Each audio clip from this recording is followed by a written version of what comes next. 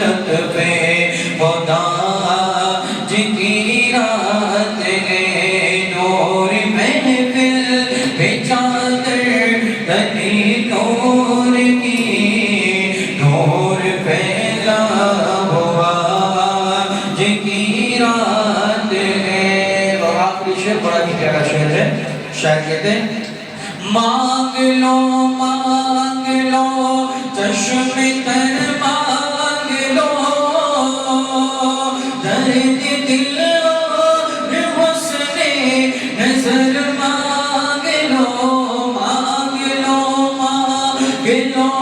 چشم تر مانگ لو، درد دل اور حسن نظر مانگ لو، کمل والے کی نگری میں گھر مانگ لو، کمل والے کی نگری میں گھر مانگ لو، مانگنے کا مزہ آج کی رات ہے، مانگنے کا مزہ آج کی رات ہے، نور محفل پہ چادر تنی نور کی، نور پھیلا ہوا آج کی رات ہے۔ تڑپ کر بولے سبحان اللہ،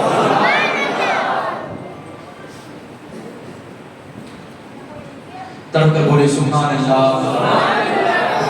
اب آئیے جس ہستی کا ہمیں بڑی بے صبری سے انتظار تھا، یعنی میری مراد خلیفہ شیخ الاسلام حضرت سید حافظ عمران بابو صاحب سے اللہ علیہ نورانی، جو آپ اپنے ماتھے کی آنکھوں سے ان کی زیارت کر رہے ہیں۔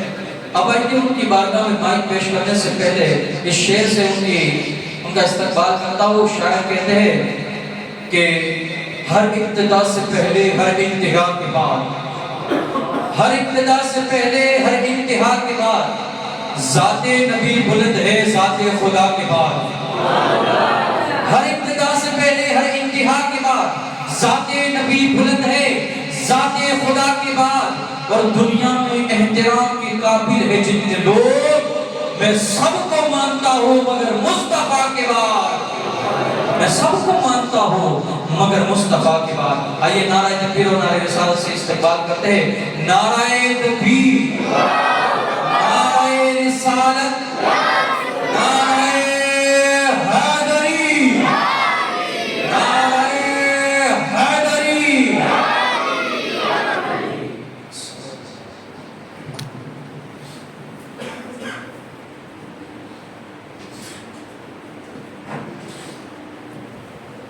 الحمدللہ رب العالمین والعاقبۃ للمتقین، الصلاۃ والسلام علی سید الانبیاء والمرسلین، اما بعد فاعوذ باللہ من الشیطان الرجیم، بسم اللہ الرحمن الرحیم۔ ولیست التوبۃ للذین یعملون السیئات حتى إذا حضر أحدهم الموت قال إني تبت الآن ولا الذين يموتون وهم كفار أولئك أعتدنا لهم عذابا أليما۔ صدق الله المولانا العظيم وبلغنا رسوله النبي المتين الكريم، ونحن على ذلك لمن الشاهدين والشاكرين والحمد لله رب العالمين۔ آئیے سب سے پہلے درود مقدسہ کی فضیلت سنتے ہیں۔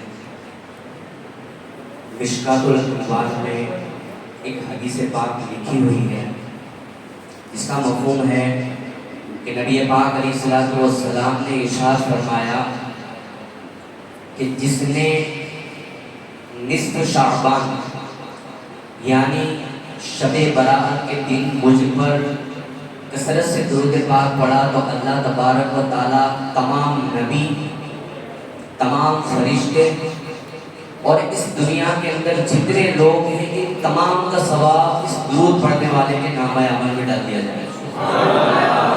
آئیے درود پاک پڑھتے اللہم صلی علی سیدنا و شفیعنا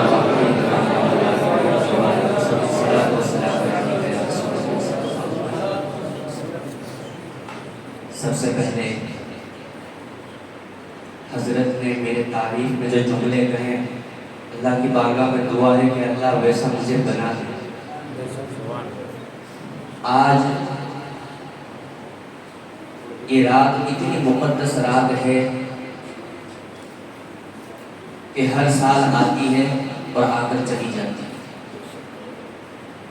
اور اس کے اندر علم نہ ہونے کے ساتھ ہم صرف اتنا سمجھتے ہیں کہ شب برات یعنی مغرب کی نماز، بس یہ جو 6 رکعتیں ہیں یہ پڑھ لی، اس کے بعد شب برات ادا ہو گئی۔ ہماری اتنی ہی سوچ ہے۔ افسوس کی بات ہے کہ علم نہ ہونے کی وجہ سے، فضیلت نہ ہونے کی وجہ سے ہم نے اس رات کو پہچانا نہیں۔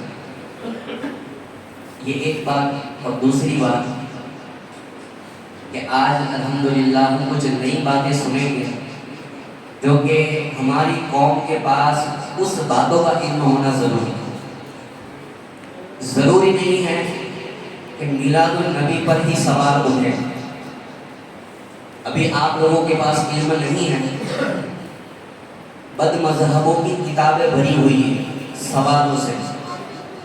ان کے سب سے پہلے سوال یوں ہوتے ہیں کہ یہ رات کہاں سے ثابت ہے؟ کیا قرآن و حدیث میں اس کا ذکر ہے؟ اور آپ شعبان کی خاص مقرر کر کے یہ رات کو کیوں مناتے ہو؟ اس کا روزہ کیوں رکھتے ہو؟ کہاں سے ثابت ہے؟ قرآن و حدیث سے ثابت کرو۔ تو انشاءاللہ قرآن و حدیث سے بھی ہم ثابت کریں گے، اور اس کے آگے اس کی فضیلت کی انشاءاللہ تعالیٰ بات کریں گے۔ جو آیت کریمہ میں نے پڑھی ہے، وَلَيْسَتِ التَّوْبَةُ لِلَّذِينَ يَعْمَلُونَ السَّيِّئَاتِ حَتَّى إِذَا حَضَرَ أَحَدَهُمُ الْمَوْتُ قَالَ إِنِّي تُبْتُ الْآنَ وَلَا الَّذِينَ يَمُوتُونَ وَهُمْ كُفَّارٌ أُولَٰئِكَ أَعْتَدْنَا لَهُمْ عَذَابًا أَلِيمًا۔ اس کے اندر اللہ تبارک و تعالیٰ ارشاد فرماتا ہے، اس کا خلاصہ یہ ہے کہ جو لوگ توبہ کرتے ہیں اور اس کے بعد پھر سے گناہ کرتے ہیں، ایک وہ لوگ اور دوسرے وہ جو اپنے دین کو چھوڑ کر کافر و مرتد ہو گئے، یہ دونوں کا ٹھکانہ اللہ تبارک و تعالیٰ نے جہنم میں بنا کر رکھا۔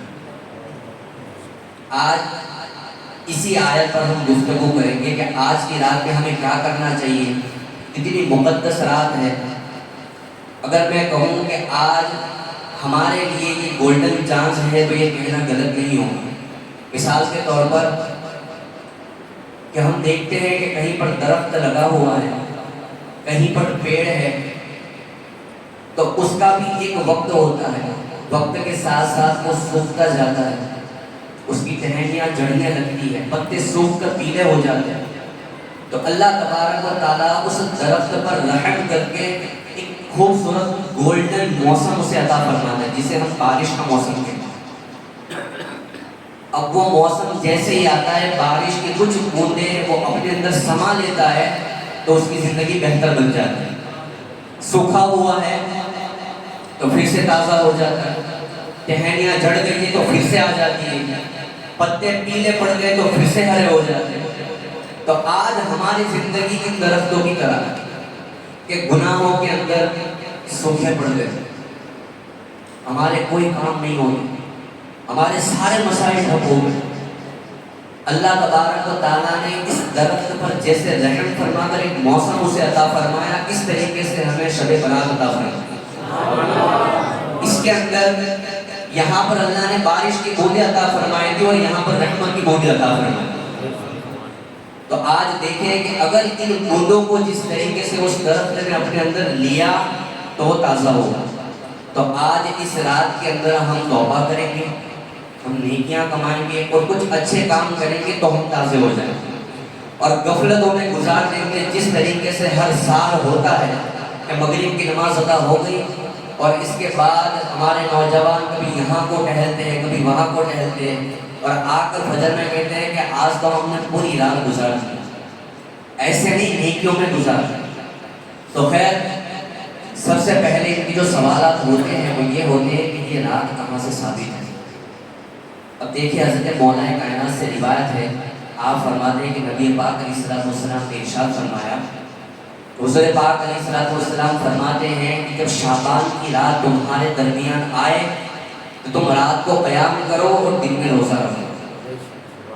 کہا کہ اس وقت یہ رات وہ مقدس رات ہے کہ اس رات میں جب سورج غروب ہونے لگتا ہے تو اللہ تبارک و تعالیٰ اپنی خاص شانوں کے ساتھ آسمان دنیا پر جلوہ افروز ہوتا ہے جو اس کی شان کے لائق ہے۔ اور اس وقت اللہ تبارک و تعالیٰ کی بارگاہ سے یہ اعلان ہوتا ہے کہ ہے کوئی مغفرت طلب کرنے والا، ہے کوئی سوال کرنے والا، ہے کوئی رزق مانگنے والا، ہے کوئی اپنے گھر کے تمام مسائل کو مانگنے والا۔ کہا کہ اللہ تبارک و تعالیٰ کی بارگاہ سے یہ اعلان ہوتا ہے کہ ہے کوئی سوال کرنے والا کہ اس کا سوال پورا کیا جائے، ہے کوئی بخشش مانگنے والا کہ اس کی مغفرت کر دی جائے، ہے کوئی رزق مانگنے والا کہ اسے رزق عطا کر دیا جائے۔ اور دوسری روایت میں آیا کہ آج کی رات وہ مقدس رات ہے کہ ابھی سے لے کر نیکسٹ شب برات تک ایک سال بندے کا رزق لکھ دیا جاتا ہے لوح محفوظ پر، بندے کا رشتہ لکھ دیا جاتا ہے کہ اس بندے کی شادی کس کے ساتھ ہونے والی ہے، بندے کی اولادیں لکھ دی جاتی ہے کہ اسے ایک سال کے اندر بچہ ہوگا، بچی ہوگی یا کتنے بچے ہوں گے۔ اس سال کے اندر ساری چیزیں لکھی جاتی ہے، گویا کہ یہ بھی لکھا جاتا ہے کہ اس سال بندہ حج کرنے والا یا عمرہ، یہ حدیث پاک میں موجود ہے۔ تو ایک بات تو یہ کہ حدیثوں سے ثابت ہے۔ اب آئیے میں آپ کو اور ایک حدیث سے ثابت کرتا ہوں۔ یہ بات آپ لوگوں کو بتانا اس لیے ضروری ہے کہ جب غیر آ کر آپ سے سوال کرے تو آپ کے پاس اس کا جواب ہو۔ اب یہ کہتے ہیں کہ یہ رات کہاں سے ثابت ہے؟ حضور پاک علیہ الصلوۃ والسلام سے ثابت ہے کیا انہوں نے کی؟ تو آئیے ہم ترمذی شریف کی حدیث کو دیکھتے ہیں، اور یہی حدیث مشکوٰۃ شریف میں بھی ہے، اور ایک بہت بڑے اللہ کے ولی گزرے جن کا نام ہے علامہ عثمان بن حسن۔ انہوں نے بھی اپنی کتاب میں اس حدیث پاک کو نقل فرمایا۔ آپ فرماتے ہیں کہ ایک رات کی بات ہے، اس کی روایت کرتے ہیں حضرت ام المؤمنین حضرت اما عائشہ صدیقہ رضی اللہ تعالیٰ۔ آپ فرماتی ہیں کہ ایک مرتبہ میں سوئی ہوئی تھی اور میرے ساتھ حضور پاک علیہ الصلوۃ والسلام بھی ساتھ تھے۔ اب حضور پاک علیہ الصلوۃ والسلام کی باری ہوا کرتی تھی، اپنی زوجہ کے پاس جانے کی باری ہوا کرتی تھی کہ وہاں جا کر ان کے حقوقات کو ادا کریں۔ ام المؤمنین فرماتی ہے کہ آج کی رات میرے ساتھ گزارنے کی رات تھی حضور کی، اب ہم ساتھ میں ہیں۔ اب آدھی رات کو جب میری آنکھ کھلی تو میں کیا دیکھتی ہوں کہ میرے بستر پر میرے آقا موجود نہیں۔ اب میں گھبرا کر کھڑی ہو گئی اور میرے دل کے اندر یہ خیال آیا کہ نبی پاک علیہ الصلوۃ والسلام کہیں دوسری اہلیہ کے در پر تو نہیں چلے گئے۔ تو کہا کہ میں چلی میرے آقا کو تلاش کر دوں۔ اب یہاں پر ایک بات کی وضاحت کر دوں کہ ام المؤمنین حضرت اما عائشہ صدیقہ رضی اللہ تعالیٰ عنہا جو تلاش کرنے نکلی، یہ نکلنا ان کا حضور کی فکر کے لیے نکلنا تھا کہ میرے آقا گئے کہاں ہیں۔ کوئی اپنے ذہن میں یوں نہ سوچے کہ یہ ان کے دل میں معاذ اللہ ایسا خیال آیا ہو کہ وہاں گئے تو چلو میں وہاں سے ان کو لے آؤں۔ تو کہا ام المؤمنین فرماتی ہیں کہ تمام جتنی بھی اہلیہ ہے تمام کے گھر پر دیکھا میرے آقا کہیں نظر نہ آئے۔ اب میں حضرت ماں فاطمہ الزہرا رضی اللہ تعالیٰ عنہا کے گھر پر گئی، دروازے پر دستک دی تو حضرت ماں فاطمہ نے دروازہ کھولا اور کہا کہ اے عائشہ کیا بات ہے، اتنی رات کو میرے دروازے پر؟ تو پورا واقعہ سنایا کہ نبی پاک علیہ الصلوۃ والسلام میرے بستر پر موجود تھے۔ تو کہا کہ یہاں بھی نہیں، بس اتنا کہنا تھا کہ اہل بیت کا جو گھرانہ تھا وہ نکل پڑے، یعنی مولا کائنات آپ کے دونوں بیٹے اور حضرت ماں فاطمہ الزہرا سارے نکل پڑے۔ ام المؤمنین فرماتی ہے کہ علی ہم آقا کو کہاں تلاش کریں؟ کہا کہ ایک کام کرو یہیں کھڑے رہو کہ مسجدوں میں دیکھ کر آتا ہوں۔ تو ساری مسجدیں تلاش کر کے پر نبی پاک علیہ الصلوۃ والسلام کہیں نظر نہ آئے۔ اب وہاں پر صرف ایک جگہ باقی رہ گئی تھی، جنت البقیع۔ مولا کائنات فرماتے ہیں کہ اب وہی جگہ باقی رہ گئی، کیوں نہ ہمارے آقا کو وہیں پر تلاش کیا جائے۔ اب یہ سارے لوگ جمع ہو کر وہاں گئے، مولا کائنات فرماتے ہیں کہ میں یہ منظر دیکھ کر حیران ہوں کہ جنت البقیع میں نبی پاک علیہ الصلوۃ والسلام سجدے میں ہے اور جنت البقیع کی زمین سے لے کر آسمان تک نور کی بارش ہو رہی ہے۔ کہا کہ جب میں نے یہ منظر دیکھا نبی پاک علیہ الصلوۃ والسلام سجدے میں، ہم قریب گئے اور کہاں کسی کی اتنی ہمت کہ کوئی آ کر میرے آقا کو اٹھائے۔ نبی پاک علیہ الصلوۃ والسلام سجدے میں ہے، مولا کائنات فرماتے ہیں کہ سجدے میں ہے اور ایک آیت کو بار بار دہرا رہے ہیں، اور کتابوں میں ہے وہ آیت چھٹے پارے کی سورہ مائدہ کی 116 نمبر کی آیت ہے، ان تعذبهم فانهم عبادك وان تغفر لهم فانك انت العزیز الحکیم۔ تو کہا گیا کہ یہ آیت کو بار بار دہرا رہے ہیں، تو کسی کے آگے جانے کی ہمت نہ ہوئی۔ حضرت ماں فاطمہ الزہرا رضی اللہ تعالیٰ عنہ آگے بڑھی، آگے بڑھ کر نبی پاک علیہ الصلوۃ والسلام کے کندھے مبارک پر ہاتھ رکھا، کہا کہ ابا حضور اتنی رات کو آپ یہاں پر، دشمنوں کی خبر آئی، کیا مسئلہ ہو گیا؟ کیا اللہ تبارک و تعالیٰ کی بارگاہ سے کوئی وحی نازل ہوئی؟ اتنی رات کو آپ یہاں پر، اور یہ منظر ہمارے علم کے باہر ہے۔ تو بس یہ کہنا تھا، نبی پاک علیہ الصلوۃ والسلام نے ارشاد فرمایا کہ اے میری پیاری بیٹی فاطمہ، آج جبریل میرے پاس آئے اور آ کر کہنے لگے کہ اللہ کے رسول، آج وہ مقدس رات ہے کہ اس کے اندر کوئی بھی چیز مانگے کہ اللہ تبارک و تعالیٰ اسے عطا فرمائے۔ تو کہا کہ اگر تم مجھ سے محبت کرتے ہو، یہ حدیث کے جملے بتا رہا ہے، اس کا خلاصہ، کہا کہ اگر تم جتنے ہو مجھ سے محبت کرتے ہو، تم میری اطاعت کرتے ہو، تم میری فرما برداری کرتے ہو، تو میں تم تمام کو کہتا ہوں کہ آؤ اور میرے ساتھ عبادت میں شمار ہو جاؤ۔ اے علی، میں تمہیں بھی حکم دیتا ہوں کہ آؤ میرے ساتھ عبادت کرو اور جتنے بھی مرحومین ہیں ان کی مغفرت طلب کرو۔ اے عائشہ، میں تمہیں بھی کہتا ہوں کہ نماز پڑھو، آج کی رات قیام کرو، اور جتنی بھی عورتیں ان کے لیے ان کے حق میں بہترین سے بہترین دعا کرو۔ تو کہا گیا، حدیث پاک میں موجود ہے کہ جب یہ سارے جتنے تھے انہوں نے نماز پڑھی یہاں تک کہ فجر کا وقت ہو گیا۔ یہ تو حدیث سے ثابت ہوا۔ اب تفسیر کی کتابوں سے، تفسیر ساوی میں ہے کہ 13ویں رات، یہ کہتے ہیں نا کہ کیا حضور نے منایا، تو تفسیر ساوی میں لکھا ہے کہ نبی پاک علیہ الصلوۃ والسلام 13ویں رات اللہ تبارک و تعالیٰ کی بارگاہ میں ہاتھ اٹھا کر آسمان کی طرف دعا مانگتے ہیں، مولا میری امت کی بخشش میرے حوالے فرما دے۔ بس یہ بار بار یہی جملے دہرا رہے ہیں، مولا میری امت کی بخشش میرے حوالے فرما دے۔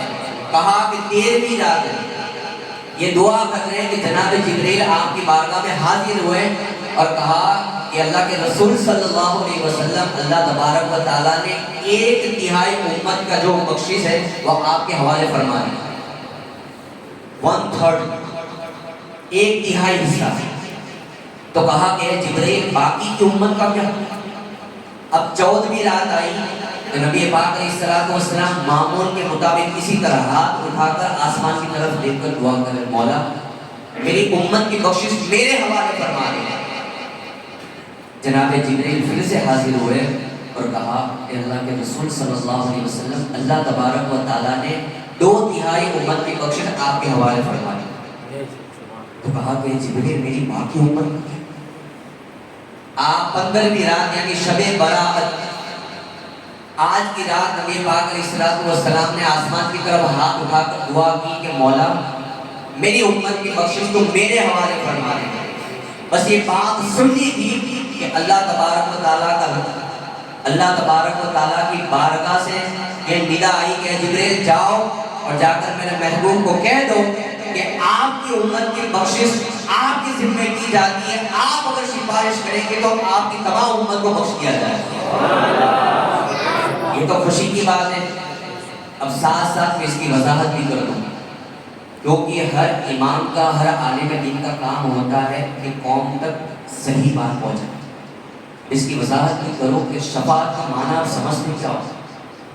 شفاعت کا مطلب ہے کہ حضور پاک علیہ الصلوۃ والسلام قیامت کے دن اللہ تبارک و تعالیٰ کی بارگاہ میں امت کی سفارش کریں گے، ریکویسٹ کریں گے۔ لیکن ایک بات یاد رکھیں کہ بخشنے کا کام تو اللہ کا ہی، پر اللہ تبارک و تعالیٰ کی بارگاہ میں میرے آقا کو مقام حاصل ہے کہ ہمیں یہ آس ہے کہ وہاں پر ہماری بخشش ہو ہی جائے، پر میں نے یہاں پر وضاحت کر دی۔ اب آئیے، یہ ساری باتوں کا خلاصہ ہوا۔ اب تفسیر سالبی غالباً حضرت عبداللہ ابن عباس رضی اللہ تعالیٰ عنہ، یہ نبی پاک علیہ السلام کے وہ صحابی ہیں جن کو سید المفسرین کہا گیا، تفسیروں کے سردار۔ آپ نے اپنی تفسیر کے اندر، یہ تو صحابہ کرام کی باتوں کو مانتے ہیں نا، تو کہتے ہیں کہ یہ کتابوں کے اندر اس کا ذکر آیا تو کہہ دینا کہ حضرت عبداللہ ابن عباس نے آپ کی تفسیر کے اندر 5 راتوں کا ذکر کیا۔ آپ فرماتے ہیں کہ 5 راتیں ایسی ہیں کہ کسی بندے کی دعاؤں کو رد نہیں کیا جاتا۔ آپ فرماتے ہیں کہ پہلی رات جمعہ کی رات، جمعہ کی رات، دوسری ہے رجب کی پہلی رات، تیسری ہے شعبان کی 15ویں رات، اور چوتھی ہے عید کی رات، اور 5ویں بقرعید کی رات۔ حضرت عبداللہ ابن عباس رضی اللہ تعالیٰ عنہ فرماتے ہیں کہ یہ 5 راتیں ایسی ہیں کہ بندے کی دعاؤں کو رد نہیں کیا جاتا۔ اب یہ کہتے ہیں کہ روزہ رکھنا کہاں سے ثابت ہے، تم روزہ رکھتے ہو؟ حضرت علامہ عثمان بن حسن، انہوں نے اپنی کتاب کے اندر جسے حدیث پاک کو نقل فرمایا ہے، آپ فرماتے ہیں ام المؤمنین حضرت اماں عائشہ صدیقہ رضی اللہ تعالیٰ عنہ فرماتی ہے کہ میں نے نبی پاک علیہ السلام کو رمضان کے مہینے کے بعد اگر کسی مہینے کے اندر کثرت سے روزے رکھتا دیکھا ہو تو وہ شعبان کا مہینہ۔ تو میں کہتا ہوں کہ ہم تو 16ویں یا 15ویں کے اندر روزہ رکھتے، تو پورا مہینہ رکھو، تم تو مانتے ہو۔ اگر تم یہ کہتے ہو کہ تم روزہ کیوں رکھتے ہو، یہ کہاں سے ثابت ہے، تو ہم کہتے ہیں ہم ایک رکھتے، تم پورے مہینے کے رکھو۔ اب ان کو رکھنے بھی نہیں ہے اور رکھنے دینے بھی نہیں ہے، اور یہ کام شیطانوں کا ہوتا ہے کہ ہر نیکی کے کام سے روکا جائے۔ تو یہ بات دیکھیں کہ ساری باتیں موجود ہیں، پر افسوس کی بات ہے کہ ہماری قوم اس بات سے بے خبر ہے۔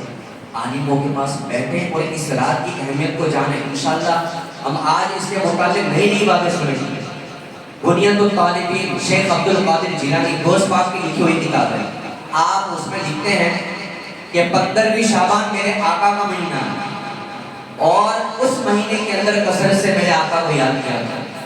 اور ترمذی شریف کی حدیث ہے، نبی پاک علیہ السلام نے ارشاد فرمایا کہ یہ رات وہ رات ہے کہ جس کے اندر اللہ تبارک و تعالی اتنے لوگوں کی بخشش فرماتا ہے کہ قبیلہ بنو کلب کی بکریاں ان کے بالوں کی تعداد کے برابر۔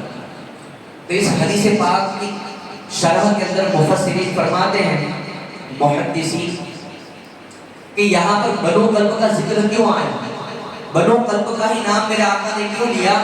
تو کہا گیا کہ عرب کے جتنے قبیلے تھے اس کے اندر سب سے بڑا جو قبیلہ تھا وہ بنو کلب کا قبیلہ تھا، اور ان کے اندر کئی ساری بکریاں تھیں۔ جتنے قبیلے تھے سارے قبیلوں سے بڑھ کر ان کے پاس بکریاں تھیں، اور مفتیان کرام فرماتے ہیں کہ 1 لاکھ سے بھی زائد بکریاں تھیں۔ تو اب آپ دیکھیں پریکٹیکل کہ 1 لاکھ بکریوں کو جمع کیا جائے اور ان کی ایک ایک بال گنے جائے تو کتنی تعداد بنتی ہے۔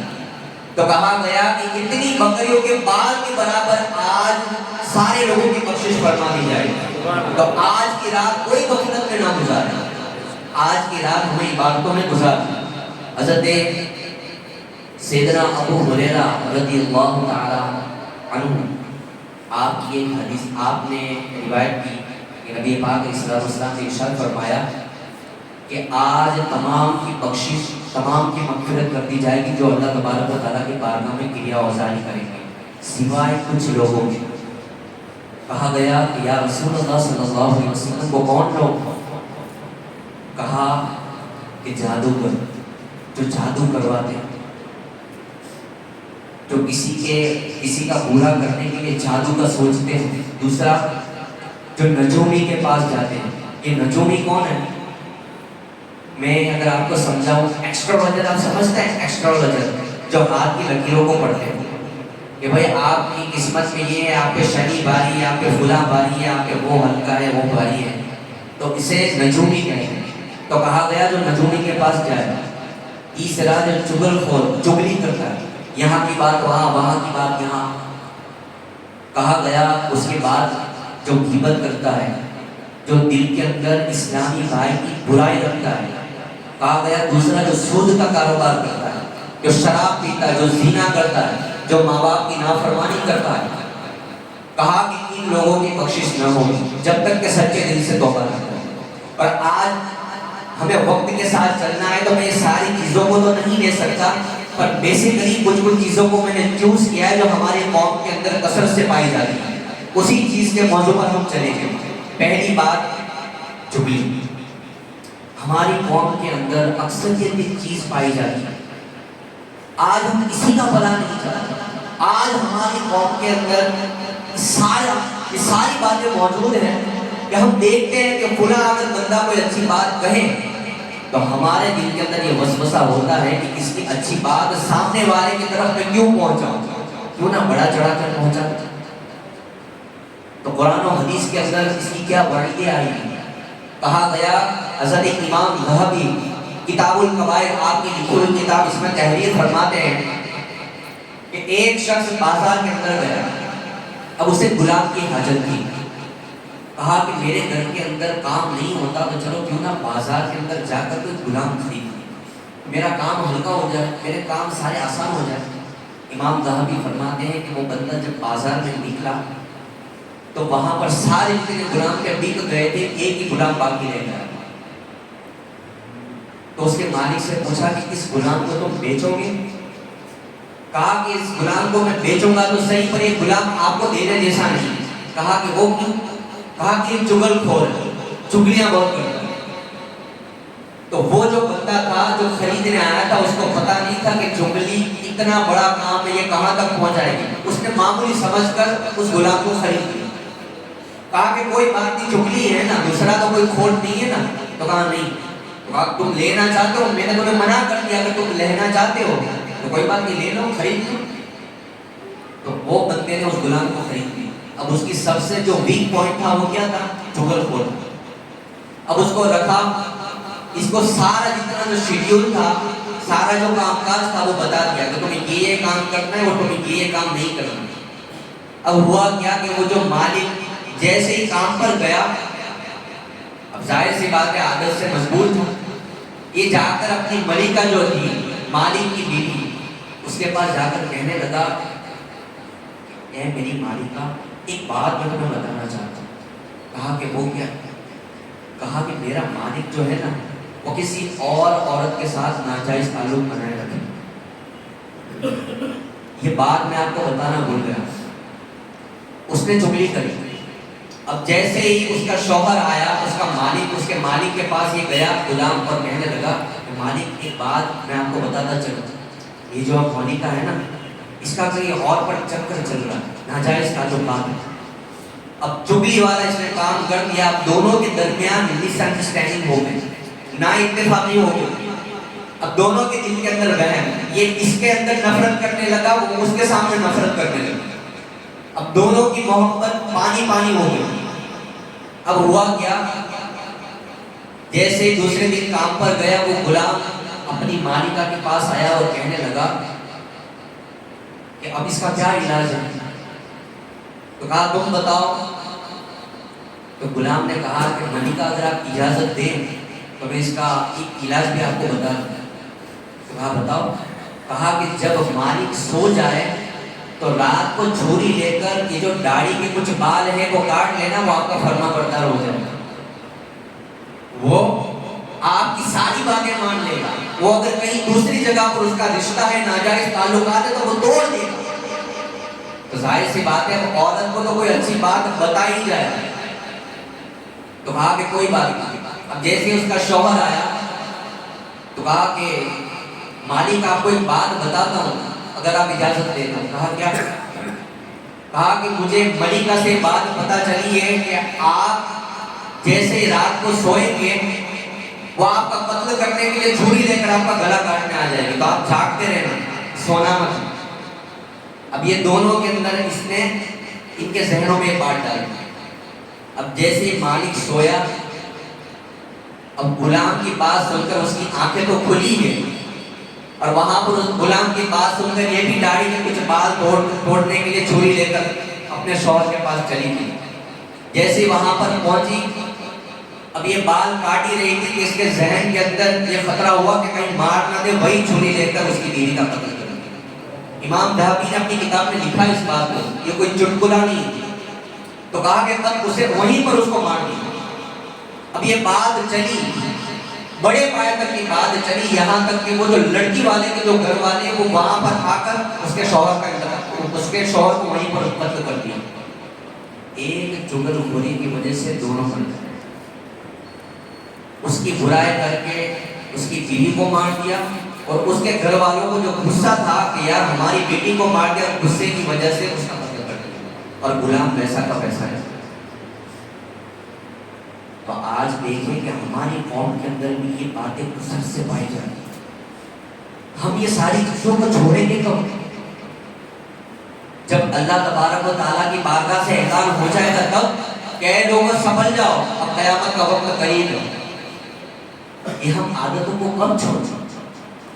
آپ دیکھیں کہ ایک چغلی کتنا بڑا نقصان کر سکتی ہے۔ آپ کو یہ اگر معمولی لگتی ہو کہ چلو بھائی فلاں نے مجھے کوئی بات بتائی ہے، تو وہاں جا کر وہ فلاں آپ کے بارے میں ایسی باتیں کر رہا تھا، وہ فلاں آپ کی اتنی برائیاں کر رہا تھا، تو ہمارے دل کے اندر غصہ آ جاتا ہے، اس نے میرے بارے میں ایسی بات کیا تو میں اس کو بالکل نہیں چھوڑوں۔ میں کہتا ہوں کہ کوئی بھی ہو، آپ کا سگا بھائی بھی ہو، اس کی بات بھی آپ نہ مانو جب تک سامنے والے کے منہ سے وہ بات نہ سنو۔ اب فلاں نے بات آ کر کہی کہ باپو وہ فلاں آپ کی برائی کر رہا تھا، تو اس کی بات مجھے ماننی نہیں، مجھے کون سا طریقہ اختیار کرنا ہے، مجھے اس شخص کے پاس جانا ہے اور محبت بھرے انداز میں پوچھنا ہے کہ میرے بھائی آپ نے میرے متعلق یہ بات کہی تھی، اگر میری برائی آپ نے کی ہو تو کیوں کی تھی؟ اگر آپ مجھے بتا دیں گے تو میں اپنی برائی کو سدھار دے دوں۔ ہمیں لڑنا نہیں۔ مسلمانوں کو تو وہ تعلیم دی گئی ہے، ایک جگہ پر میں نے پڑھا تھا کہ دو یہودی راستے پر جا رہے تھے، اور جیسے راستے سے وہ گزرے تو کیا دیکھا کہ راستے پر ایک لمبا چوڑا پتھر رکھا ہوا۔ اب دونوں یہودی آپس میں تکرار کر رہے ہیں کہ یار اتنا لمبا چوڑا پتھر کون رکھ گیا ہوگا؟ تو اس کے اندر ایک یہودی تھا، وہ آقا کی تعلیم کو جانتا تھا کہ نبی پاک علیہ الصلوۃ والسلام نے مسلمانوں کو کون سی تعلیم سے آگاہ کیا۔ تو قربان جائے اس کے جملے پر وہ یہودی کہنے لگا کہ اس راستے سے مسلمان نہیں گزرا ہوگا، نہ اس کے آقا نے تو اسے یہ تعلیم دی ہے کہ راستے کے اندر اگر پتھر رکاوٹ بنے تو اس پتھر کو ہٹا دو، تمہیں صدقہ کرنے کا ثواب دیا جائے۔ تو کہا کہ یہاں پر ہم کسی کی باتوں کو چھوڑ دیں، اور یہاں پر ہم اس بات کو چھوڑ دیں کہ یہ پتھر آیا کہاں سے، ہمیں اس بات پر غور کرنا ہے کہ اس راستے پر ضرور مسلمان نہیں گزرا ہوگا۔ تو مسلمانوں کو تو یہ تعلیم دی ہے، لوگوں کا بھلا کرنا، لوگوں کا اچھا سوچنا، پازیٹیوٹی پھیلانا، اپنے مائنڈ کو فریش رکھنا، اچھی باتوں کو پھیلانا۔ اور آج ہم کام کون سا کر رہے ہیں؟ یہ غلاموں والا، یہاں کی باتیں وہاں، وہاں کی باتیں یہاں۔ میں کہتا ہوں کہ آج مسلمانوں کے جو حالات ہیں آپ اس سے واقف ہیں۔ آج مسلمانوں کے جو حالات ہیں اس کو دیکھنے کے باوجود بھی آپ کا دل کانپتا نہیں کہ آج ہمیں اپنی زندگی نبی پاک علیہ الصلوۃ والسلام کے طور و طریقے پر گزارنی چاہیے، اور آج ہم نے کون سا طریقہ اختیار کیا ہے کہ آج شریعت سے ہٹ کر طریقہ ہم نے اختیار کر لیا۔ آج ہمارا معاملہ کیا ہے کہ مسلمان کی بنتی نہیں، جیسے شب برات آتی ہے ایک ٹرینڈ چلتا ہے، بوئلو چائلو معروف۔ میں کہتا ہوں اس سے آپ کی معافی نہیں ہوگی۔ آپ صرف اور صرف شب برات کے کب تک مسلمان بنے رہے، آپ کب تک شب قدر کے مسلمان بنے رہے، آپ کب تک رمضان کے مسلمان بنے رہیں گے؟ کیا آپ کا حق نہیں ہے کہ جب تک پیدا ہوئے تب سے لے کر مرنے تک آپ مسلمان کا حق ادا کریں؟ اور آج ہمارا کیا معاملہ؟ آج کی رات گزارتی نیکیوں کے اندر نمازیں پڑھیں گے، صلاۃ التسبیح پڑھیں گے، یہ ساری باتیں کرنی، پھر جب کل کا دن آئے گا اسٹیٹس چڑھائیں گے الحمدللہ میری رات بڑی اچھی گزری، الحمدللہ میں کل پوری رات جاگا رہا۔ یہ ہمارا طریقہ نہیں۔ نبی پاک علیہ الصلوۃ والسلام کے تعلیم سے ہٹ کر یہ طریقہ ہے۔ ہمارا طریقہ تو یہ تھا کہ ہم پورے نمازی بن جاتے ہیں، اور آج ہمارا طریقہ کیا ہے کہ ہم صرف گنے چنے مسلمان، ہم صرف کچھ بڑی بڑی راتوں کے مسلمان بنے بیٹھے ہیں۔ آج یہ ساری چیزیں ہم چھوڑیں گے تو قیامت کی طرف یہ جو آیت میں نے توبہ کی بیان کی ہے اسی لیے کی ہے کہ آج ہمارا حال یہی ہے۔ اللہ تبارک و تعالیٰ قرآن کریم میں ارشاد فرماتا ہے کہ اے لوگوں توبہ کرنے کے بعد پھر سے وہی گناہ کے کرنا لگ جاؤ، سچے دل سے توبہ پر قائم رہو۔ آج کی رات ہم روئیں گے، گڑگڑائیں گے، اللہ تبارک و تعالیٰ کی باتوں میں توبہ کریں گے، مولا بہت گناہ ہو گئے، مولا معاف فرما۔ پھر سے ہمارا جو شیڈیول ہے وہ پھر سے شروع ہو جائے۔ یہ کب تک چلی جائے؟ چھوڑ دو یہ ساری چیزیں۔ اب ایک جو بات میں نے آپ کو سمجھائی چغل خوری کی، ایک تو یہ میں نے چوز کی تھی، اور دوسری ہے بغض و کینہ، دل کے اندر مسلمان کی برائی رکھنا، دل کے اندر اپنے مسلمان بھائی کو برا سوچنا۔ تو کہا گیا کہ شب برات کے دن تمام کی بخشش ہو جائے گی جو گریہ اوزاری کریں گے سوائے ان لوگوں کے جن کے دلوں میں مسلمانوں کا بغض ہے۔ اب یہ بغض کیا ہوتا ہے؟ یہ بغض وہ ہوتا ہے کہ مسلمان کی برائی دل میں رکھنا اور وقت آنے پر اسے باہر نکال دینا، یعنی سنا دینا، تانا مار دینا۔ تو میں ایک حدیث سے آپ کو سمجھاتا چلوں کہ نبی پاک علیہ الصلوۃ والسلام کی ایک حدیث ہے کہ جس کا مفہوم ہے کہ ہم نے تو ایک ہی بات سنی ہوگی کہ شب برات کو ہمارے نامہ اعمال بدلتے ہیں، یہ سنا ہے، پر آپ نے کیا یہ سنا ہے کہ سوموار اور جمعرات کو بھی نامہ اعمال بدلتے ہیں؟ ہر سوموار اور جمعرات کو نامہ اعمال اللہ کی بارگاہ میں حاضر ہوتے ہیں، اور جن کے نامہ اعمال اچھے ہوتے ہیں اللہ تبارک و تعالیٰ کی بارگاہ سے یہ اعلان ہوتا ہے کہ فرشتوں اس کی بخشش فرما۔ حدیث پاک میں کہ سارے جتنے بھی نامہ اعمال میں حاضر کیے جاتے ہیں اس کے اندر اگر کوئی کینہ والا بندہ ہوتا ہے اللہ تبارک و تعالیٰ ارشاد فرماتا ہے کہ فرشتوں اس کو سائڈ پہ کر دو، یہ بغض و کینہ والے مسلمانوں کی برائی آپ کے دلوں میں رکھتا ہے اور مسلمان کو برا جانتا ہے، جیسا جیسا خیال کرتا تھا کہ وہ تو ویسا ہے، وہ تو نماز ہی نہیں پڑھتا ہے، وہ تو بڑی رات کو بھی یہاں پر ٹہلتا ہے، کبھی وہاں پر ٹہلتا ہے۔ ایک بات یاد رکھنا، مسلمانوں کا کام ہے گنہگار سے نفرت کرنا، نیک سے تو کوئی بھی محبت کرے گا۔ اور آج ہمارا حال کیا ہے کہ بس بڑی رات کی نماز پڑھ لی، ارے یار تم نماز پڑھنے نہیں آئے کیسے ہو، تم مسلمان ہو کہ کیسے ہو؟ ہمارا طریقہ یہ ہوگا، میں محبت پر انداز میں کہنا میرے بھائی چلو ساتھ میں ہم نماز پڑھتے ہیں۔ اور دوسری حدیث پاک میں ہے کہ جب بندہ نماز کے لیے کھڑا ہوتا ہے تو اس بندے کی نماز جب قبول ہوتی ہے تو آسمان کے بھی اوپر چلی جاتی ہے اس کی نماز۔ کہا کہ تین بندے ایسے ہیں کہ جن کی نماز ان کے سروں سے اوپر نہیں جاتی۔ کہا کہ وہ تین کون ہیں؟ کہا کہ پہلا وہ حکمران، وہ عہدیدار کہ جس سے اس کی قوم ناراض ہے۔ کہا کہ اس کی نماز، اس کی قوم ناراض ہے، اللہ نے اسے عہدہ دیا، اسے حکمران بنایا، اگر اس کی قوم اس سے ناراض ہے تو اللہ تبارک و تعالیٰ لاکھ چاہے عبادت کر لے اس کے سر سے اوپر اس کی نماز مل جائے۔ کہا کہ یا رسول اللہ دوسرا کون ہے؟ کہا کہ دوسری وہ بیوی ہے کہ جس سے اس کا شوہر ناراض ہو کر سو جائے۔ اور کہا کہ تیسرا وہ ہے جو اپنے مسلمان بھائی کے لیے دل میں کینہ رکھتا ہے۔ کہا کہ یہ تین لوگ ایسے ہیں کہ جن کی نماز ان کے سروں سے اوپر نہیں جاتی۔ اب اس سے اندازہ لگا لے کہ آپ کو کیا بننا ہے، یہ تین بننے ہیں یا تین سے چھوڑ کر باقی کی جو لوگ وہ بننا۔ آپ لاکھ چاہے یہاں پر مغرب کی 3 مغرب کی 6 رکعتیں آپ نے پڑھ لی ہو، نفل کی بات کر رہا ہوں، اور آج پوری رات بیانات میں بیٹھے ہوں، صلاۃ التسبیح پڑھ لو، پر آپ کے دل کے اندر اگر مسلمان کی برائی ہے تو پھر آپ کی نماز آپ کے سامنے سے اوپر نہیں جائے۔ اس کا طریقہ کیا ہے؟ اس کا طریقہ یہ ہے کہ کتنی بھی چاہے دشمنی ہو، کتنی بھی عداوتیں ہو، اس کے سامنے جائے، سامنے جا کر کہے کہ میں نے فلاں جگہ پر آپ کی برائی کی، میری طرف سے اگر آپ کو کوئی تکلیف پہنچے ہو تو مجھے براہ کرم معاف کرو۔ اس کا طریقہ ہے۔ اب یہ 2 باتیں میں نے آپ تک پہنچائی۔ خیر میں شارٹ بتا رہا ہوں، الحمدللہ اگر فقیر چاہے تو 3 گھنٹے تک بات کر سکتا ہے، یہ کوئی بڑائی کی بات نہیں ہے، پر وقت کے ساتھ ہمیں چلنا ہے۔ یہ 2 باتیں شارٹ کہہ کے میں نے آپ کو بتائی۔ تیسری بات، کون ہے وہ جن کی بخشش آج کی رات میں ہوگی؟ کون ہے وہ؟ کہا گیا جو رشتہ داری توڑتا ہے۔ امام ذہبی کتاب القواعد میں ارشاد فرماتے ہیں کہ ایک زمانے کے اندر ایک شخص ہوا کرتا تھا، بڑا نیک تھا. اب حج کے لیے جیسے اس نے سفر جاری رکھا, سفر کے لیے جیسے روانہ ہوا, تو اس کے پاس کچھ رقم اور کچھ سونے کی چیزیں, سونے کے ٹکڑے غالباً موجود تھے. تو کہا کہ میں یہاں دیکھ کر میدان عرفات میں کہاں جاؤں گا, وہاں تو چلنا بھی ہے. تو کہا کہ میں ایسے بندے کو تلاش کرتا ہوں کہ جو امانت دار ہو, جس کے بڑے چرچے ہو. تو تلاش کرتے کرتے اسے ایک امانت دار ایک بندہ ملا جس کے بڑے چرچے تھے کہ یہ بندہ امانت میں خیانت نہیں کرتا. تو وہ نیک شخص نے کہا کہ یہ میری کچھ سونے کی اور کچھ رقم ہے, آپ رکھو, میں تب تک اس چیز کی امانت دیتا ہوں جب تک میدان عرفات سے واپس نہ آؤں. کہا میں تب تک رکھو, پھر مجھے دے دیں. اب وہ بندہ جیسے ہی میدان عرفات سے واپس آیا تو اس بندے کی تلاش میں نکل گیا جسے امانت دی تھی, جسے وہ چیزیں دی ہوئی.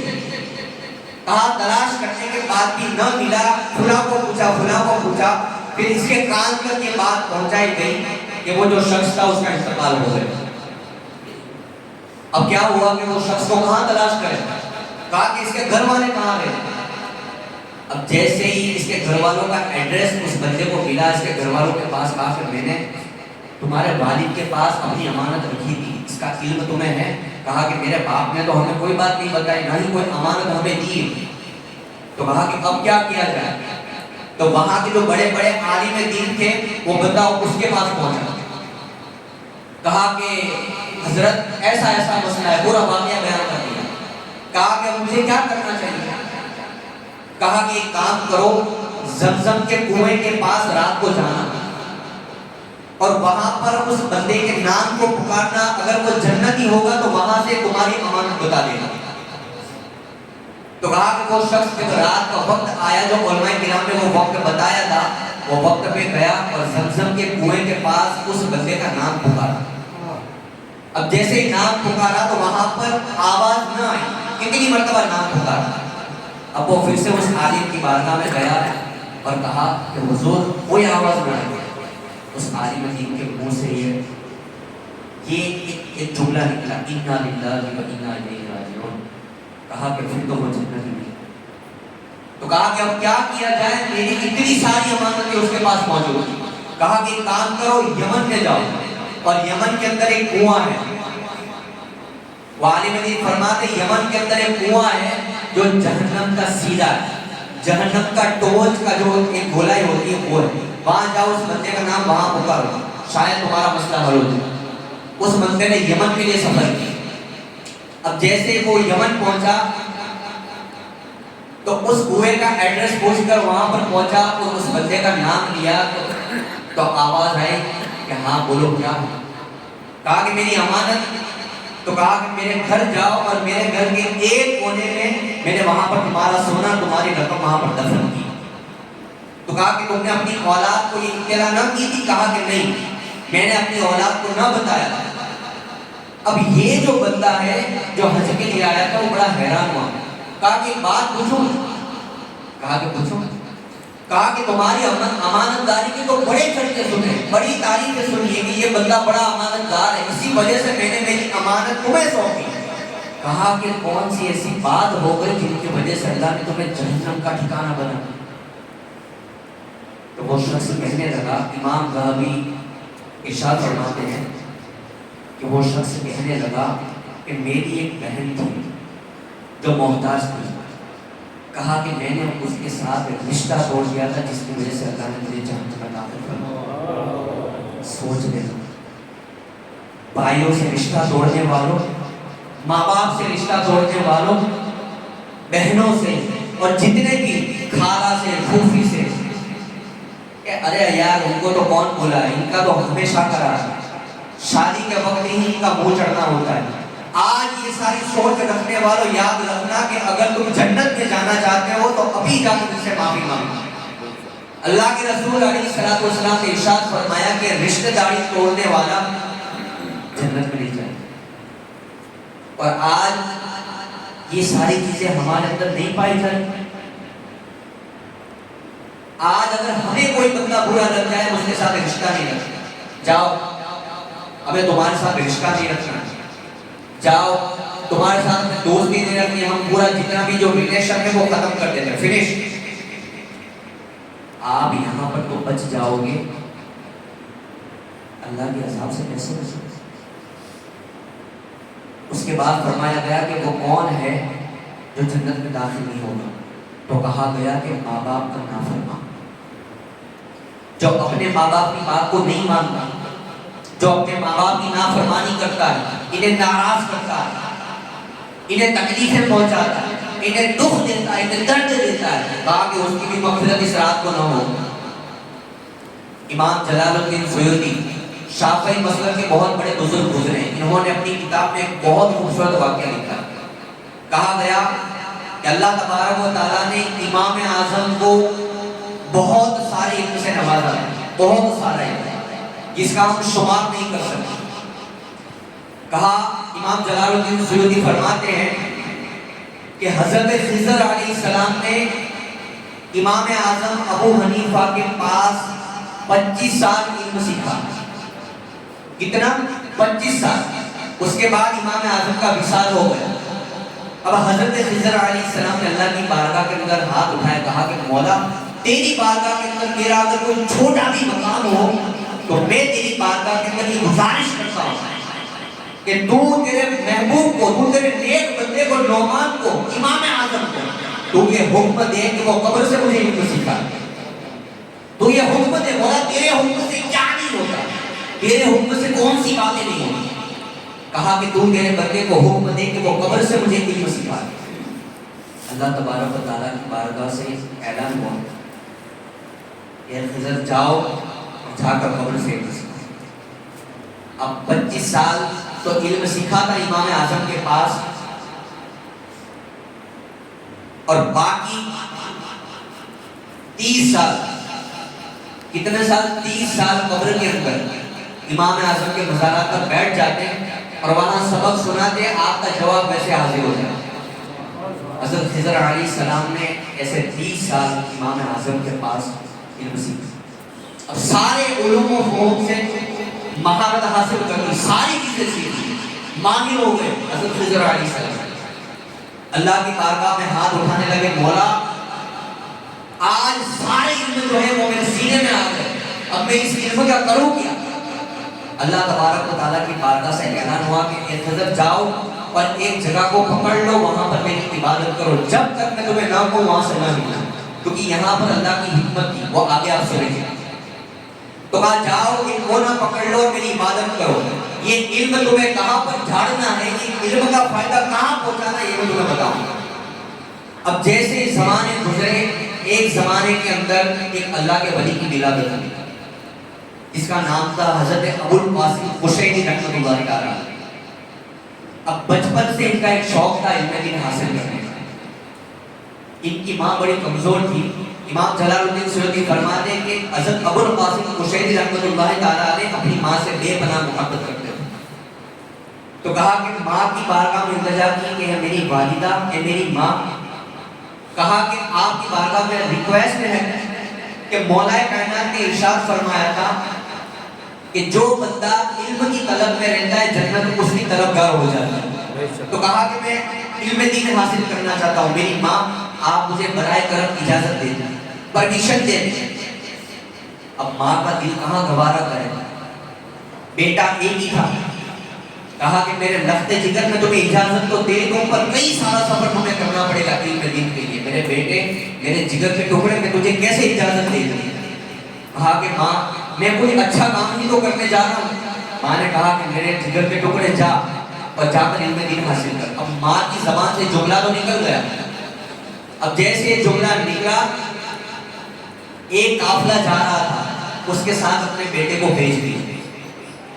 اب کہہ تو دیا, جگر تو چلا دیا, زبان تو اٹھا لی, پر دروازے پر ماں بیٹھ کر مایوس ہو گئی اور دل کے اندر یہ ایک ارادہ کر لیا, یہ پکا ارادہ کر لیا کہ مولا تیرے علم کے لیے میں منع بھی تو کیسے کروں, پر قسم ہے کہ یہاں سے اس وقت تک نہ اٹھوں گی, نہ کھانا کھاؤں گی, نہ پانی پیوں گی جب تک میرا بیٹا واپس نہیں آ جاتا. کہا کہ ان کی ماں وہیں پر بیٹھی. ابو القاسم قشیری رحمۃ اللہ تعالیٰ علیہ جیسے ہی اپنے ساتھیوں کے ساتھ سفر میں گئے، سفر آدھا ہوا اور آپ کو حاجت محسوس ہوئی، استنجا کی حاجت محسوس ہوئی۔ اب جیسے ہی آپ وہاں پر گئے تو کیا ہوا کہ پیشاب کرنے کی وجہ سے آپ کا جو لباس تھا وہ گندا ہو گیا، کچھ چھینٹے اڑ گئے۔ حضرت ابو القاسم قشیری رحمۃ اللہ تعالیٰ علیہ اپنے ساتھیوں سے کہنے لگے کہ یہاں سے تم چلے جاؤ، میں اپنے گھر کو لوٹ جاتا ہوں۔ کہا کہ ابو القاسم کیا ہوا تم؟ کہا کہ نہیں، میرا دل یہ کہتا ہے کہ میری ماں مجھے بھیجنا نہیں چاہتی، میرا دل یہ کہتا ہے، یہ اس لیے کہتا ہوں کہ ابھی سے میرا جو لباس ہے وہ ناپاک ہو گیا، میرے دل کے اندر یہ گمان ہے کہ ابھی لباس ناپاک ہوا، آگے جاؤں گا تو جسم ناپاک ہو جائے گا، اس سے آگے جاؤں گا تو روح بھی ناپاک ہو جائے گا۔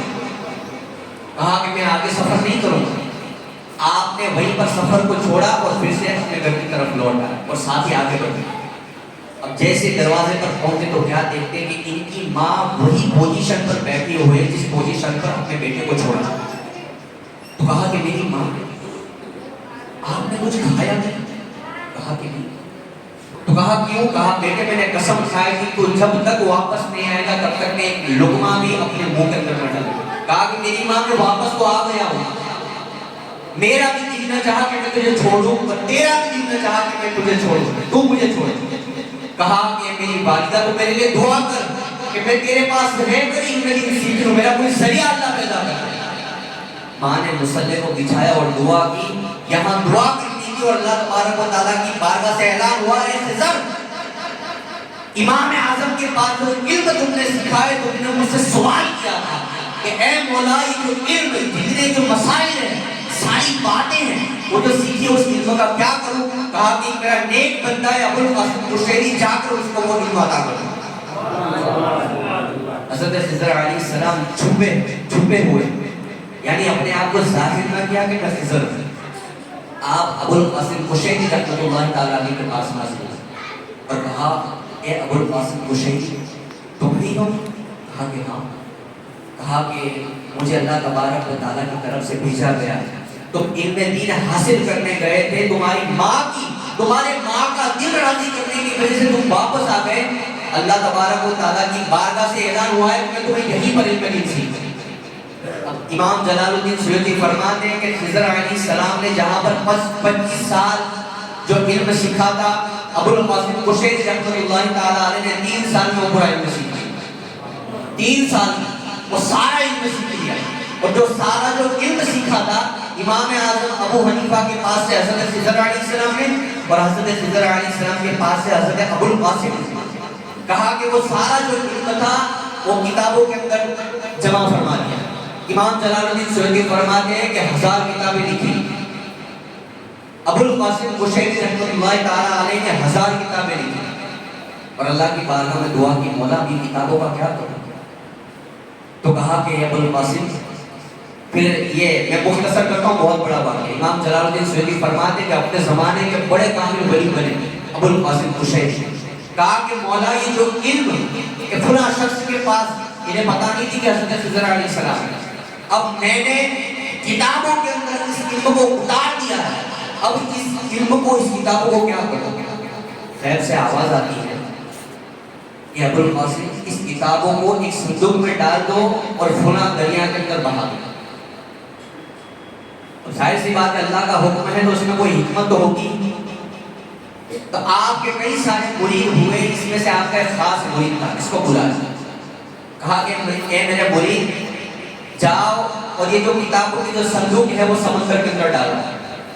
کہا کہ حضور کتنے سالوں کی آپ کی محنت ہے؟ کہا میں نے جو کہا وہ تم کرو۔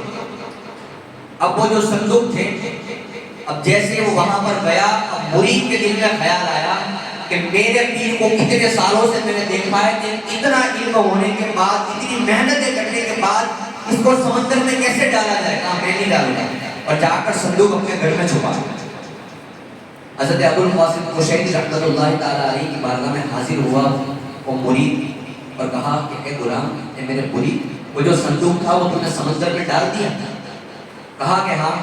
تو کہا کہ کوئی چیز تمہیں نظر آئی؟ تو کہا نہیں۔ تو کہا کہ تم جھوٹ بولتے ہو، جاؤ اور اپنے گھر سے صندوق لے کر سمندر میں ڈال دو۔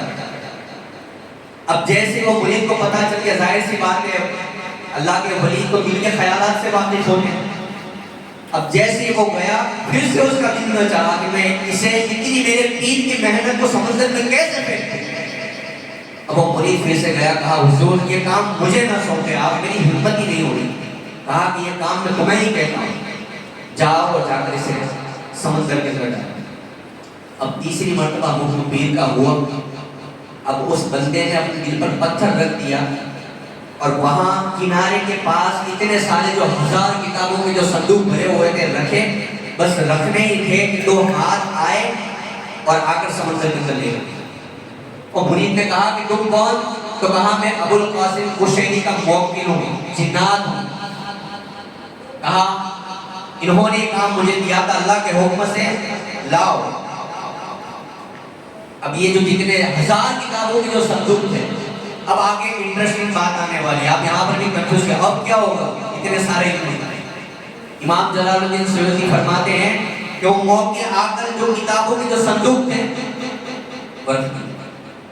اب زمانہ گزرا، اب جیسے ہی وہ صندوق جیسے ہی وہاں پر سمندر کے اندر یہ معاملہ دیکھا، ابو القاسم قشیری رحمۃ اللہ تعالی علیہ کی بارگاہ میں ایک مرید جو حاضر ہوئی اور کہا کہ حضور اب میں اپنے دل پر پتھر رکھ کر وہ صندوق سمندر کے اندر چھوڑا.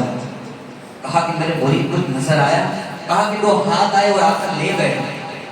تو کہا کہ پیر، اے میرے پیروں مرشد، اگر آپ کی اجازت ہو تو کوئی بات پوچھوں؟ کہا کہ ہاں پوچھو. کہا کہ یہ بات میرے علم سے باہر ہے، یہ بات میرے ذہن سے باہر ہے، یہ بات میری سمجھ کے باہر ہے. کہا کہ اتنا سارا علم، اتنی ساری کتابیں اگر آپ چاہتے تو کسی عالم دین کو مطالعے کے لیے بھی دے سکتے تھے، آپ نے سمندر کے اندر کیوں ڈالا؟ حضرت ابو القاسم قشیری رحمۃ اللہ تعالی علیہ ارشاد فرماتے ہیں، کہا کہ چلو تم نے بات پوچھی ہی ہے تو میں تمہیں بتا دوں. شاید مجھے گمان ہے کہ یہ واقعہ آپ نے نہیں سنا ہوگا، سنا ہو تو ماشاءاللہ بہت اچھی بات ہے، اللہ آپ کی علم میں اضافہ فرمائے.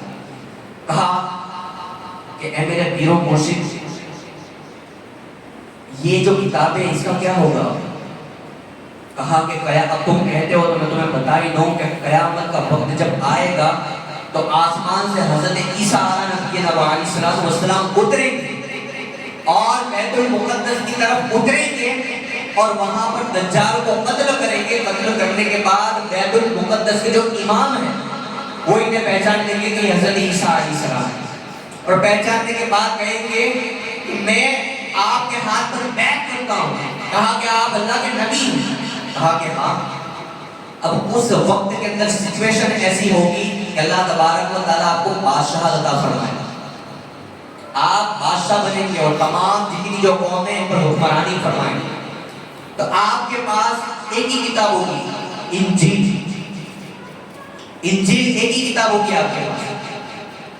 تو غیب سے آواز آئے گی کہ اے ہمارے نبی،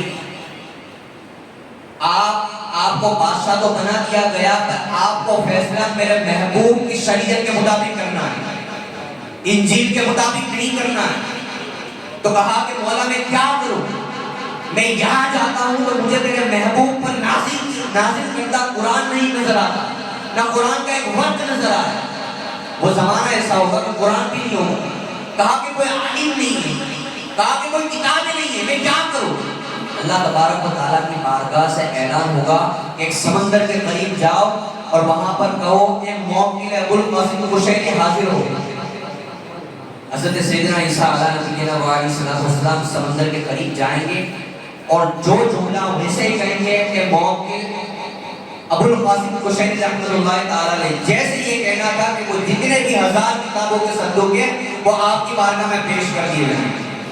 1000 کتابیں پڑھ کر نبی پاک علیہ السلام کی شریعت کو سمجھیں گے اور سمجھنے کے بعد آپ دیکھیں گے کہ ابو القاسم قشیری رحمۃ اللہ تعالی علیہ کا کیا علم تھا، کیا عالم تھے. انہوں نے اس 1000 کتابوں کے اندر اپنے علم کو کیسے سمایا، 1000 کتابوں کے اندر انہوں نے کتنی کمان کی باتیں کی، 1000 کتابوں کے اندر انہوں نے کیسے کیسے مسائل تحریر فرما دیے. آپ یہ مسائل دیکھ کر، یہ علم دیکھ کر دنگ رہ جائیں گے اور کہیں گے کہ مولا یہ بات مجھے سمجھ میں نہیں آئی. یہ بات میری سمجھ کے باہر ہے. ابو القاسم قشیری کو یہ مقام کیسے حاصل ہوا؟ اللہ تبارک و تعالیٰ کی بارگاہ سے جبریل کو بھیجا جائے گا. کہا کہ اللہ کے نبی آپ جاننا چاہتے ہیں ابو القاسم قشیری کو یہ مقام کیسے حاصل ہوا؟ کہا کیسے؟ کہا کہ ماں باپ کی فرما برداری کرنے کی وجہ سے. انہوں نے علم دین اپنی ماں کی رضامندی نہ ہونے کی وجہ سے انہوں نے گھر پر علم سیکھی.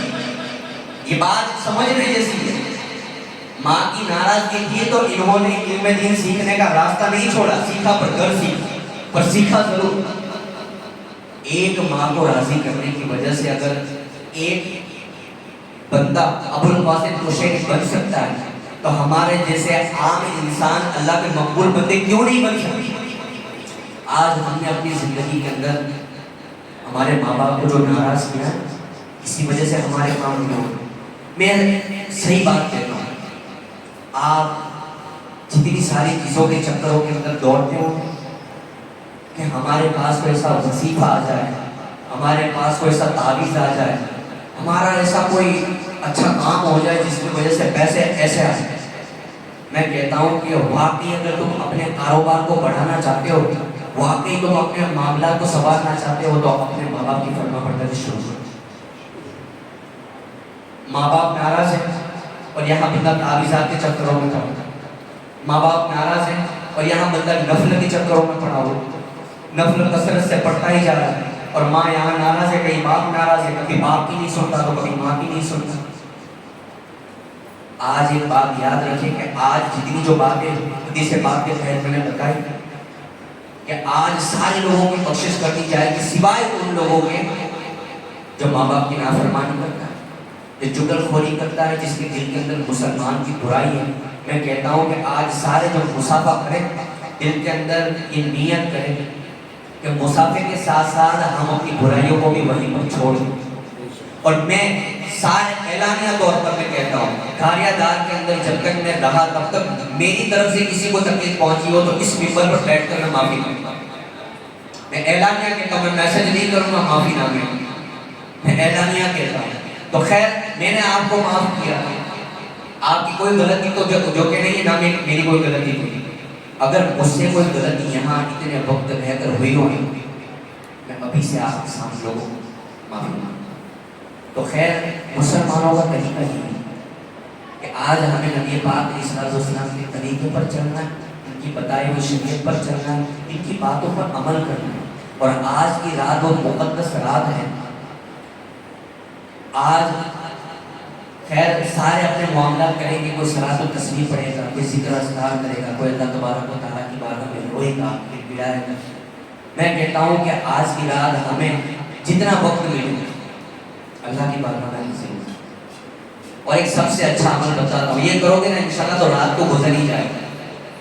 آپ کو 2 رکعت نفل نماز پڑھنی ہے. بس یہ آخری واقعہ، حضرت عیسیٰ علیہ السلام آپ کا ایک راستے سے گزر ہوا اور جیسے ہی آپ گزرے تو کیا دیکھتے ہیں کہ راستے پر ایک لمبا چوڑا پتھر رکھا ہوا.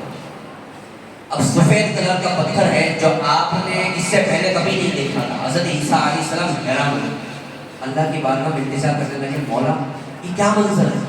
غیب سے آواز آئی کہ ہمارے نبی آپ یہیں پر دم رہ گئے، اگر آپ چاہیں تو میں اس سے بھی حیران کرنے والا ایک منظر آپ کو دکھا. کہا وہ کیا؟ اب ان کی ہاں کہنی تھی تو وہ پتھر تو تھا ہی، اللہ کے حکم سے وہ پتھر پھٹا اور اس کے اندر ایک بزرگ حاضر ہو گیا. حضرت عیسیٰ علیہ السلام دنگ رہ گئے. کہا کہ اے بزرگ اس پتھر کے اندر آپ؟ ہاں اللہ کے حکم سے یہاں پر میں 450 سال سے موجود ہوں. 450 سال سے. تو کہا آپ یہاں؟ کہا کہ میں اللہ کی عبادت کرتا ہوں. کھانا پینا؟ تو آپ نے پتھر کے پچھلے سائڈ میں دکھایا جہاں پر ایک انگور کی بیل آ رہی تھی، انگور کی بیل آ رہی تھی. تو کہا پانی؟ تو اسی پتھر کے قریب ایک چشمہ جاری تھا، انگور کھاتے اور اس چشمے سے پانی کی پیاس بجھا رہے. حضرت عیسیٰ علیہ السلام نے جب یہ منظر دیکھا تو حیران ہو گئے. ظاہر سی بات ہے حیران کرنے والا ہی منظر تھا. اللہ تبارک و تعالیٰ کی بارگاہ میں ہاتھ اٹھایا، کہا کہ مولا اتنی ساری عبادت 450 سال سے بزرگ اس پتھر کے اندر موجود ہے، مولا کس کی اتنی کی لمبی عمر ہو اور کس کو ان کے برابر ثواب عطا کیا جائے گا؟ یہ سارے لوگوں سے بڑھ کر عبادتوں میں، ثواب میں، کیونکہ 450 سال کی زندگی تو کسی کی نہیں ہوتی۔ غیب سے آواز آئی کہ ہمارے نبی میرے محبوب کی امت کے اندر 15ویں شعبان شب برات کی رات ایک انہیں عطا کی جائے گی، میرے محبوب کی امت مسجدوں میں جمع ہوگی اور جمع ہونے کے بعد 2 رکعت نفل نماز پڑھے گی تو اس بزرگ سے بھی افضل ثواب اس بندے کو عطا کیا جائے گا۔ کہا 450 سال کی عبادت اور کہا 2 رکعت نفل سے اس سے بھی بڑھ کر ثواب۔ سوچیں، آپ غور کریں، ہمارے پاس ایک گولڈن چانس ہے، آپ اس کو کوئی معمولی رات نہ سمجھیں۔ تو خیر 2 رکعت نفل نماز آپ کو اس طریقے سے پڑھنی ہے۔ کئی ساری فضیلتیں ہیں اس کی کتابوں میں۔ سورہ فاتحہ پڑھنا ہے، سورہ فاتحہ پڑھنے کے بعد سورہ اخلاص قل هو اللہ احد یہ آپ کو 21 مرتبہ پڑھنا ہے، ایک رکعت۔ اس کے بعد دوسری رکعت میں بھی اسی طریقے سے سورہ فاتحہ اور 21 مرتبہ سورہ اخلاص۔ اب یہ 2 رکعت ختم کر لیں گے، پھر 1000 مرتبہ سورہ اخلاص پڑھنا ہے۔ تھوڑا ڈیفیکلٹ ہے، تھوڑا مشکل ہے، پر ثواب بھی تو ہمیں اتنا چاہیے نا۔ اب آگے ثواب بھی تو سنو، انشاءاللہ تعالی ہمارا ایمان تازہ ہو جائے گا۔ 1000 مرتبہ سورہ اخلاص مشکل ہے، یہ میں آپ کو اس لیے کہتا ہوں کہ آپ کو الگ الگ چیزیں نہیں کرنی پڑے گی۔ 1000 سورہ اخلاص پڑھو گے تو 3-4 تو ویسے ہی بچ جائیں گے۔ تو کہا گیا کہ جو بندہ 1000 مرتبہ شب برات کو سورہ اخلاص پڑھے گا، اللہ تبارک و تعالیٰ اس پر 100 نعمتوں کے دروازے کھول دیں گے اور اس کی ساری حاجتوں کو پورا فرما دے گا۔ اگر آپ چاہتے ہیں کہ رزق کے مسائل حل ہو جائے، میں زندگی کے اندر سکسیس ہو جاؤں، کامیاب ہو جاؤں، میرا رشتہ نہیں ہوتا ہو جائے، سب سے بڑا علاج پتہ ہے 1000 مرتبہ سورہ اخلاص پڑھو، 100 رحمت کے دروازے کھل جائیں گے۔ تو خیر یہ ساری چیزیں، ابھی بھی کئی ساری باتیں ہیں، پر انشاءاللہ تعالیٰ جب وقت ملے گا تو ہم اس کے متعلق کی بات، ابھی میرا ٹاپک صرف آدھے ہی موضوع تک پہنچا ہے، ابھی باقی کی تیاری باقی ہے۔ پر خیر حضرت نے مجھے بتایا تھا کہ صلاۃ التسبیح کا پروگرام بھی رکھنا ہے، تو میں چاہتا ہوں اب سارے لوگ اس میں بھی شامل ہوں۔ تو آج بس اتنی بات تک ہم یہاں پر محدود رکھتے ہیں۔ اللہ تبارک و تعالیٰ نے اگر یہاں پر ہمیں موقع دیا تو آگے کی کچھ باتیں انشاءاللہ تعالیٰ بعد میں سنیں گے۔ اللہ تبارک و تعالیٰ کی بارگاہ میں دعا ہے، رب ذوالجلال کی کتنی باتیں اس پر عمل کرنے کی توفیق اور رفیق عطا فرمائے۔ کہنے سننے بولنے میں جو بھی سنتا ہوں پیارے آقا علیہ الصلوۃ والسلام کے وسیلے سے ہمیں معاف فرمائے۔ اس رات کی بے حساب برکتیں لوٹنے کی ہمیں توفیق اور رفیق عطا فرمائے۔ اس رات کی برکت سے ہمارے تمام گناہوں کو معاف فرمائے۔